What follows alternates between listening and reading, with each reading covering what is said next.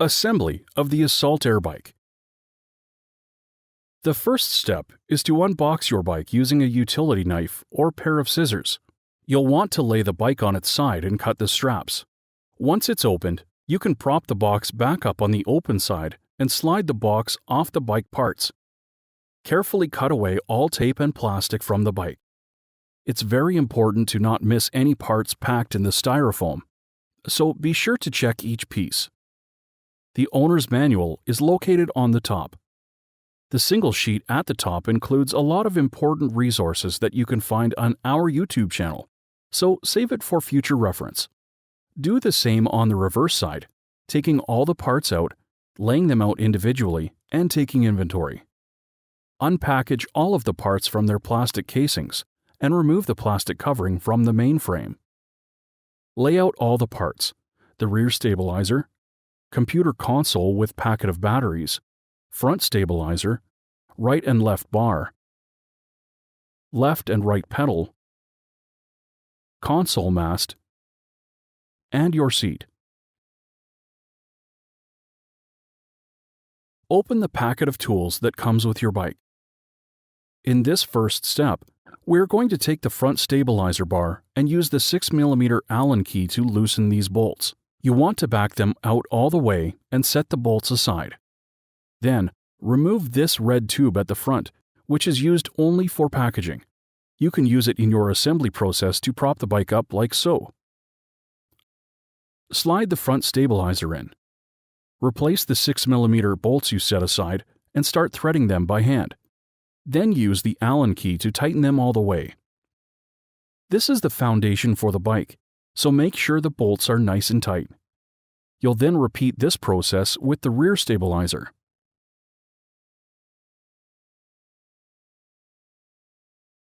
For the next step, we are going to install the console mast to mount the console. Remove the 6mm bolts from the top of the bike. Take the cable attached to the top and remove the wire clamp to unwind the wire. Grab the console mast and thread the wire through the bottom to the top. Be very careful not to pinch the wires while threading or when closing the console. Flip the console mast over and place on top of the bike, aligning the holes. Take your 6mm bolts, insert them into holes, hand tighten, and then finish tightening with the Allen key. The next step is to mount the console, and the first thing we want to do is install the batteries. So remove the two AA batteries provided and insert them one by one. When the console makes a beeping sound, you know the batteries are properly installed and the console is working. Replace the battery cover, which may feel snug because of a rubber backstop that keeps the batteries in place. Press down firmly until you hear a click. When you see the console is powered on, you want to connect these two cables like so. They will follow all the way down to the speed sensor to give you accurate readings. Before you can mount the console onto the mast, you'll want to remove the Phillips screws on the back of the console using the Phillips screwdriver included in the package. Set the screws aside and be careful not to pull the cable. Then, carefully run the wire back down the console mast while you align the console in place. There is a little lip on the back of the console that shows you where to align the console. Replace the Phillips screws you set aside and begin to tighten them by hand on the back of the console. Finish by grabbing your screwdriver and tightening all 4 screws on the back of the console. Our next step is to install the right and left arms. Take the right arm and remove any remaining packaging. Align the peg to the slot on the right side and begin to tighten by hand, being careful not to cross-thread. It should go in very easily at first and then get harder as you go past the blue Loctite on the threads. When you can no longer tighten by hand, lay the handle down. Then grab the scissors or utility knife and undo the zip tie on the linkage arm. Remove the protective foam. Notice that the bolt and nut used to link the upper arm to the lower arm are already installed. Loosen the 13mm nut on top by hand or with the wrench provided. Then you can connect the upper arm to the lower linkage arm. You may need a bit of space, so you can rotate the pedals first. Then put the linkage bolt through the eye at the bottom of the arm. Take your 13mm nut and hand tighten it. Finish by using the 6mm wrench to hold the outside bolt in place and turn the 13mm nut inside until it is tight. It should take about 5 to 6 quarter turns. After the linkage arm is assembled and the peg is tightened, use the 22mm wrench to tighten the main nut you loosened at the beginning. Repeat these steps on the left side.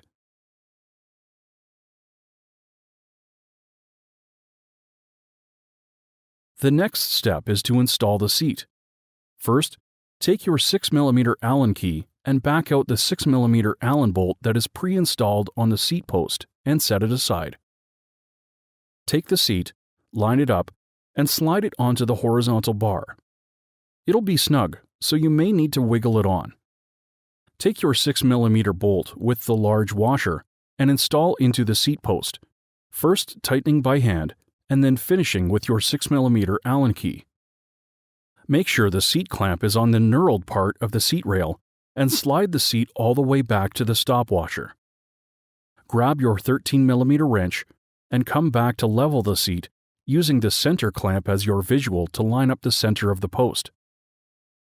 Move it side to side to get it centered. Take your 13mm wrench and tighten one side just enough to make it snug. Then, make sure you tighten the other side equally, alternating 2 quarter turns at a time. The leveling of the seat is important, and so is the seat tilt. When you're tilting a seat front to back, you want to have the front of the seat level with the rear. Once it is level, tighten the seat.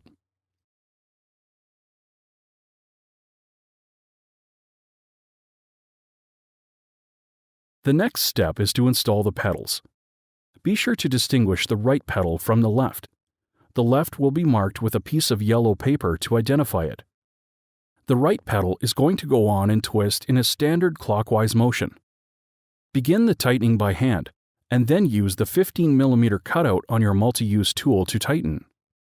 To finish, take your 6mm Allen key and insert it into the side of the pedal to tighten that as well. The left-hand side pedal is unique, so it is important to pay attention when doing this side. The pedal is marked with a yellow tag because it will twist counterclockwise instead of clockwise like the right pedal. Be careful not to cross-thread the pedal.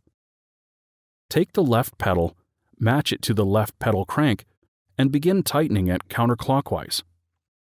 Take the multi-tool and use the 15mm cutout to continue to tighten counterclockwise until it is nice and tight.